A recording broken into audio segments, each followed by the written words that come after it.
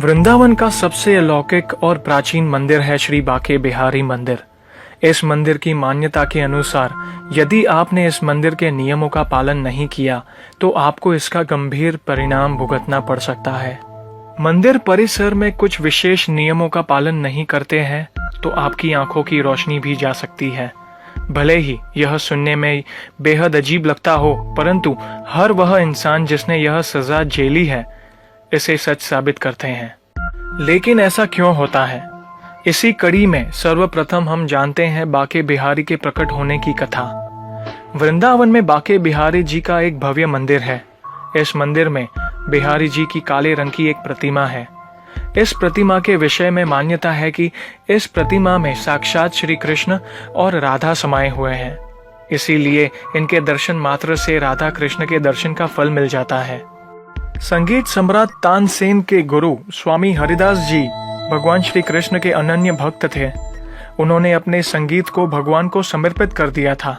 वृंदावन में स्थित श्री कृष्ण की राजस्थली निधि वन में बैठकर भगवान को अपने संगीत से आकर्षित किया करते थे। भगवान की भक्ति में डूबकर हरिदास जी जब भी गाने बैठते तो प्रभु में ही लीन हो जाते। इनकी भक्ति और गायन से रीझ कर भगवान श्री कृष्ण इनके सामने आ जाते। हरिदास जी मंत्र मुक्त होकर श्री कृष्ण को दुलार करने लगते। स्वामी जी के अनुयायियों ने एक बार उनसे उनकी साधना को देखने और आनंद लेने के लिए निवेदन किया और कहा कि वे निधि वन में दाखिल होकर उन्हें तप करते देखना चाहते हैं। अपने कहे अनुसार वे सभी निधि वन के उस स्थान पर पहुंचे भी, लेकिन उन्होंने जो देखा वो हैरान करने वाला था। हरिदास जी श्री कृष्ण की भक्ति में डूबकर भजन गा रहे थे और अचानक उनके सुरों में बदलाव आने लगा। वहां स्वामी जी नहीं वरन एक तेज रोशनी थी, इतनी तेज मानो सूरज हो और अपनी ऊर्जा से सारे जग में रोशनी कर दे। इस प्रसंग के बाद ही स्वामी जी के अनुयायियों को उनकी भक्ति और शक्ति का एहसास हो गया। स्वामी जी के निवेदन से ही श्री कृष्ण और राधा उनके समक्ष प्रकट हुए थे और उन्हें जाते जाते अपनी एक मूर्त सौंप गए। इस दृश्य को स्वामी जी के सभी भक्तों ने अपनी आंखों से देखा था। कहते हैं श्री कृष्ण की मौजूदगी का असर ऐसा था कि कोई भी भक्त अपनी आंखें भी झपका नहीं पा रहा था, मानो सभी पत्थर की मूर्त बन गए हो। इस तेज से प्रज्वलित होकर स्वामी जी ने राधे कृष्ण से आग्रह किया कि कृपा वे अपने इस रूप को एक कर दे। यह संसार उन दोनों के इस तेज को सहन नहीं कर पाएगा। साथ ही वे जाने से पहले अपना एक अंश उनके पास छोड़ जाए। स्वामी जी की इसी इच्छा को पूरा करते हुए राधे कृष्ण ने अपनी एक काली मूर्ति वहां छोड़ दी। यही मूर्त आज बांके बिहारी मंदिर में स्थापित है। कहते हैं कि जो कोई भी भक्त मंदिर परिसर पर रखी कान्हा जी की इस मूर्त की आंखों की ओर अधिक समय तक देखता है, वह अपना आपा खोने लगता है। आज भी इस मूर्त की आंखों में उतना ही तेज है जो कान्हा के होने का एहसास दिलाता है। बांके बिहारी जी की मूर्ति को हर थोड़ी देर में पर्दे से ढक दिया जाता है। आखिर क्यों?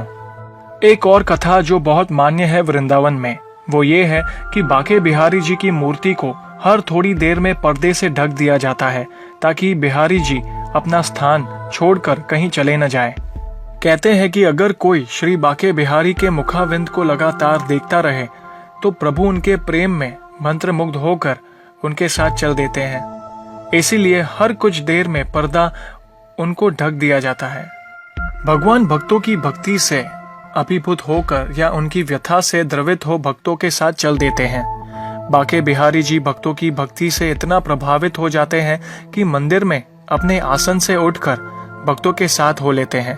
इसीलिए मंदिर में उन्हें पर्दे में रखकर उनकी क्षणिक झलक ही भक्तों को दिखाई जाती है। पुजारियों का एक समूह दर्शन के वक्त लगातार मूर्ति के सामने पड़े पर्दे को खींचता गिराता रहता है और उनकी एक झलक पाने को बेताब श्रद्धालु दर्शन करते रहते हैं। और बांके बिहारी है जो अपनी एक झलक दिखाकर पर्दे में जा छिपते हैं। लोक कथाओं के अनुसार कई बार बांके बिहारी कृष्ण ऐसा कर भी चुके हैं, मंदिर से गायब हो चुके हैं। इसीलिए ये पर्देदारी की जाती है। भक्त बताते हैं कि यह मंदिर शायद अपनी तरह का पहला मंदिर है जहां सिर्फ इस भावना से कि कहीं बांके बिहारी की नींद में खलल न पड़ जाए, इसीलिए सुबह घंटे नहीं बजाए जाते, बल्कि उन्हें हौले हौले एक बालक की तरह उन्हें दुलार कर उठाया जाता है। इसी तरह संध्या आरती के वक्त भी घंटे नहीं बजाए जाते ताकि उनकी शांति में कोई खलल न पड़े। तो अगर जिंदगी में मौका मिले तो वृंदावन बाके बिहारी मंदिर जरूर जाइएगा, आपकी हर एक मनोकामनाएं जरूर पूर्ण होगी। जय श्री कृष्ण।